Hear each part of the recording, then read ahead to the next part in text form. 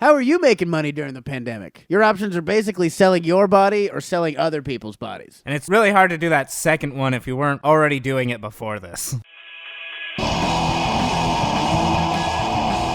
Zoom video chat's doing really well. They're the company that made Skype the MySpace of video chat. Zoom is a reminder that just because you do something first doesn't mean somebody can't come along and do the exact same thing and make more money than you. If you thought art wasn't original, wait until you see business. Zoom has the market cornered on human interaction right now. It's like if you owned a patent on eyesight. Of course they're going to make money. Zoom is doubling their profits. First by collecting your money, then by selling your info to Facebook. Why does Mark Zuckerberg want everyone's information so bad? Does he feed on it? And Mark Zuckerberg is less the CEO of Facebook and more like the face-stealing demon from The Last Airbender. The CEO of Zoom, Eric Yuan, just became a billionaire because of a pandemic. He's like reverse Robin Hood. So like a CEO. Maybe the virus was started by Zoom just to sell video chat services. I mean, you know what sounds like Yuan? Wuhan. Wait, his name is Eric Wuhan? How did we not see this coming? You know what else? Zooms, bats. People are filming themselves playing video games and just calling it performing. The only performance you're doing is not saying the N-word during Call of Duty like you usually do.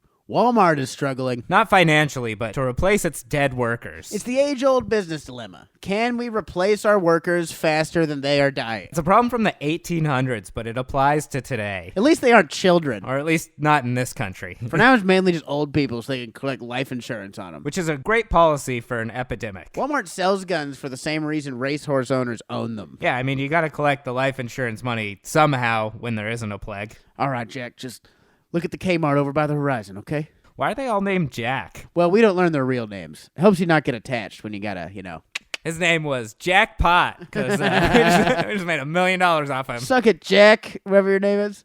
Netflix is set to make billions, and as soon as I figure out how to turn watching 8 seasons of Pawn Stars into money, I'll be right there with them. I think that's what Twitch is. People being trapped inside with nothing to do is Netflix's wet dream. Netflix's motto should be, hey, wasn't that way longer than it needed to be? Binging shows works the same way taking shots of alcohol works. Yeah, it's like, I'm not going to drink a full bottle of whiskey, but I will drink 37 shots. Are you still drinking? Yes, but this is my last episode of Jack Daniels. I'm on season 5. What day is it? I'm sure episodes like 4 to 7 are great, but I always black out around episode 3, so. Jeff Bezos is the richest man in the world, and he started a donation fund for his employees. Amazon is like, they're getting food for you. Why don't you pay them? Now that I have all of your money, will you please pay my slaves? I mean employees? Jeff Bezos is essentially panhandling in a suit. Excuse me, sir. Do you have any money? I'm fine, but I would certainly like some more. Like, you want me to help your workers? I can't be a philanthropist. I share a bathroom with people I'm not even having sex with. 12-year-olds are making a bunch of money doing unpackaging videos. I'd be furious as an unpaid Amazon worker